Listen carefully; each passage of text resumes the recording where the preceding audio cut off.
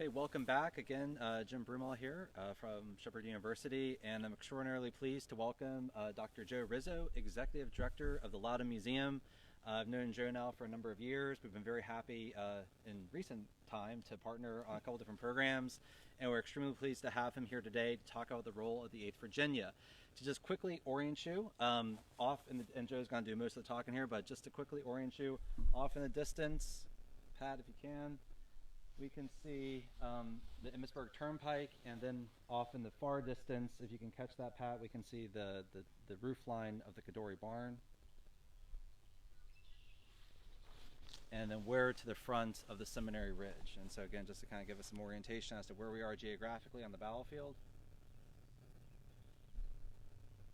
And with that, I'll turn it over to Joe. Great, thanks so much, Jim. I'm thrilled to be doing this with you all.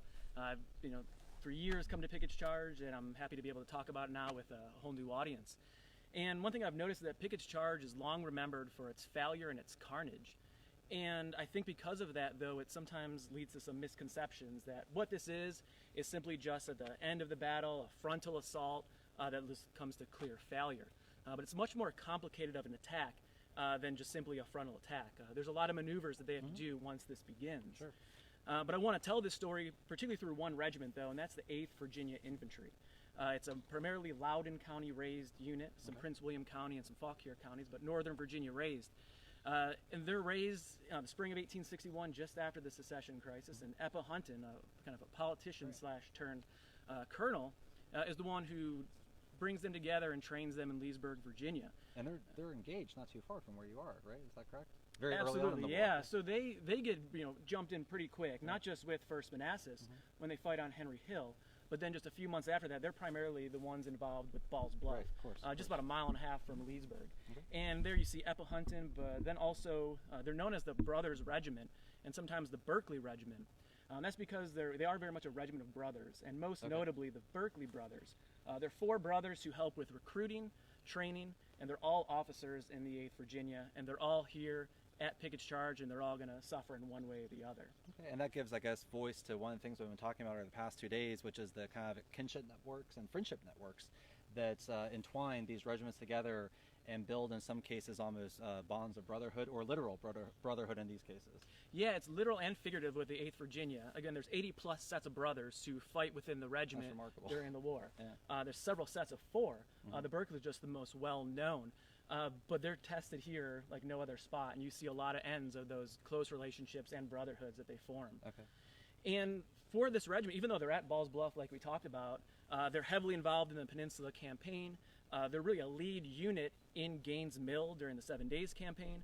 And they're with James Longstreet on Chin Ridge at 2nd Manassas. So they're no strangers to large attacks and being heavily involved in fighting. Okay. But for the end of 1862 and early parts of 1863, they're not involved really at Fredericksburg, and they're not even at Chancellorsville. So they're very much ready to get back into the fight and reconnect with the Army of Northern Virginia. And when Lee starts taking his army back up north and going through Loudoun again, but then through Maryland and Pennsylvania, they're very much excited to be a part of that. And you see that in their letters, where they're writing constantly about this might be the last campaign. They want to make sure that they're involved in it, and they really think whatever they're going to, which is unknown, could be the end of the war. And they're very much excited the fact that they're not missing the war or the battle here when they're not here on July 1 or July 2. Yeah, and I guess this also kind of connects to the theme that we talked about yesterday with Dr. Black, and that is that there are across this battlefield different regiments with different kind of ideologies propelling them forward. We have some who are at the forefront of the secessionist movement. We had others that Daryl talked about from Western North Carolina that were not as strong on that front. And here's a group enlist early, are a veteran regiment, and are enthusiastic about the prospects of this northern invasion, it seems like. Yeah, absolutely. William Berkeley, one of those 4 brothers, an officer in the regiment, he writes about the excitement, thinking that this is going to be whatever the last campaign looks like, will be, though, the last one. Okay. So they want to be a part of it. And they're up in Chambersburg for day 1, and then they come closer around Marsh Creek on day 2. And Robert E. Lee's somewhat optimistic about the successes they had on day 1 and 2, and he's hoping that day 3 can be a continuation of that. I think sometimes people think that this is completely detached from day 2, but Lee kind of envisioned this continuing on, even in the same location in a lot of ways, continuing on from the end of day 2.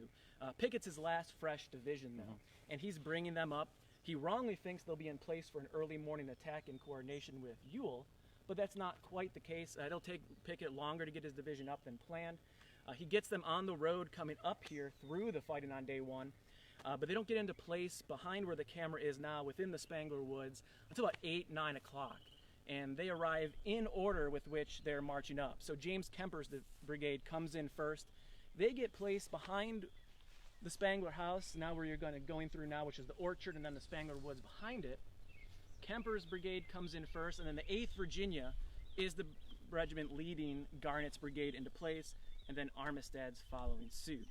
And there's about a 400-yard gap between them and Pettigrew's division while they're waiting in the morning of July 3rd. Okay. So a lot of anticipation, I imagine, on the morning of July the 3rd as these men are kind of figuring out what's going to unfold that day. Are they under some artillery bombardment, I imagine, or at least some enemy fire? Yeah, so for a while they're not, and that's what I always wonder about, the psyche of a soldier waiting for the unknown.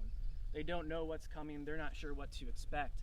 And for Robert E. Lee's plans, he hopes this begins earlier in the day, but the artillery bombardment doesn't start until 1 p.m. Okay. So that's hours of laying low, trying to get cover from the sun, not knowing what you're going to be doing next. However, then when it begins around 1:07 p.m., that starts a whole nother kind of psychological concern for the soldiers of the 8th Virginia, as they're getting artillery fire from not just straight in front of them like people normally think, but they're getting it from the left. We're on Cemetery Ridge, then closer to Little Round Top and even Little Round Top.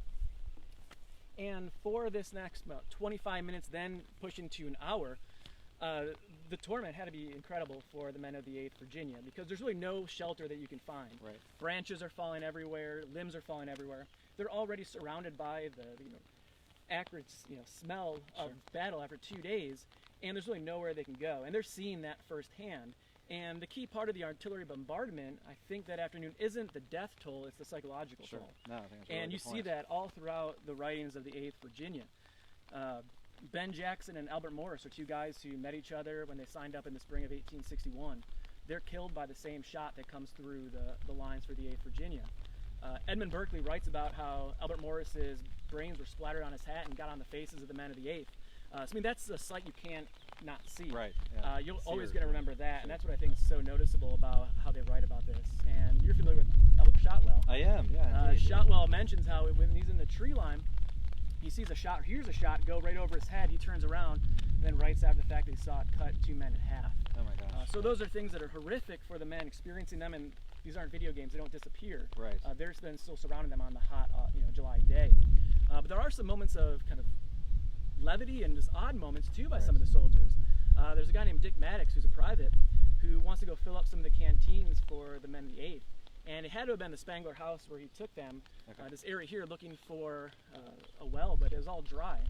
Then he went into the house, looked around, it was of course abandoned by this point, found a straw hat and took off his Confederate cap, replaced it with a straw hat, went back into line. So unknowing what his future lay, at least he had a different hat for it. Right, better shade, I imagine. Yeah, and then Edmund Berkeley, again, one of the Berkeley brothers, an officer in the regiment, he had a deck of cards with him while he was waiting. And again, the last thing in my mind would be a deck of cards and what my corpse would look like with those on it.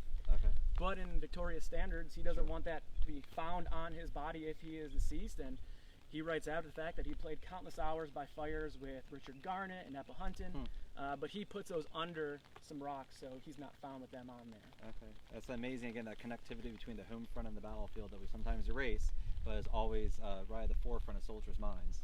Yeah, and more in the Civil War more than other future wars too. These are men who sometimes grew up together, or at least from a lot of the similar hometowns, and sometimes have family ties as well.